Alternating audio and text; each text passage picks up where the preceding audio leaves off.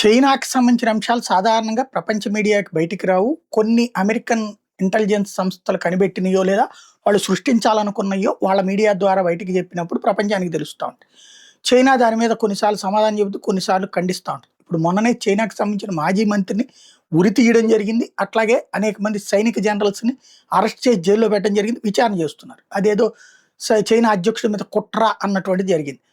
అయితే ఇప్పుడు ఇంకొక విషయం వెలుగులోకి వచ్చిందేంటంటే, అణ్వస్త్ర మిస్సైల్స్ ఏవైతే ఉన్నాయో చైనాకి సంబంధించి, వాటిట్లలో వాడేటటువంటి ఇప్పుడు తాజాగా అమెరికన్ ఇంటెలిజెన్స్ వాళ్ళు బయట పెడుతోందేంటంటే, చైనాకి సంబంధించినటువంటి జిన్‌పింగ్ మీదన జరిగిన కుంభకోణంలో అక్కడ జిన్‌పింగ్ ఎందుకు సీరియస్‌గా ఉన్నాడంటే, చైనీస్ న్యూక్లియర్ మిస్సైల్స్‌లో ఫ్యూయల్‌కి బదులుగా నీళ్లు ఉన్నట్టుగా కనిపెట్టారు. అంటే సంథింగ్ అక్కడ ఏదో కుట్ర జరిగింది. ఆ కుట్ర వెనకాల ఉన్నటువంటి వైఫల్యంలో చెందినటువంటి అధికార యంత్రాంగాన్నే ఇప్పుడు ఆహ్, అక్కడ ఉన్నటువంటి జిన్‌పింగ్ సర్కార్ కనిపెట్టింది. 2024లో రాకెట్ ఫోర్స్ లీడర్‌షిప్ ఈ వ్యవహారం ఏదో చేసింది అన్నటువంటి విషయాన్ని చెప్తున్నారు.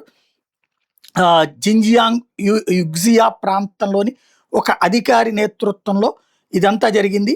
న్యూక్లియర్ డేటా ఈ బయటికి వెళ్ళిపోయింది. జాంగ్ అనేటటువంటి వ్యక్తి ద్వారా ఇదంతా బయటికి వెళ్ళిపోయింది అన్నటువంటి చెప్తున్నారు. ఇది అమెరికన్ ఇంటెలిజెన్స్ వాళ్ళు చేశారు అన్నది ఒకవైపున వినబడుతోంది. రెండో వైపున లేదు చైనాలోనే జిన్‌పింగ్ వ్యతిరేక వర్గం ఈ పని చేయించింది జిన్‌పింగ్‌ని దించడానికి అన్నటువంటి చర్చ నడుస్తోంది.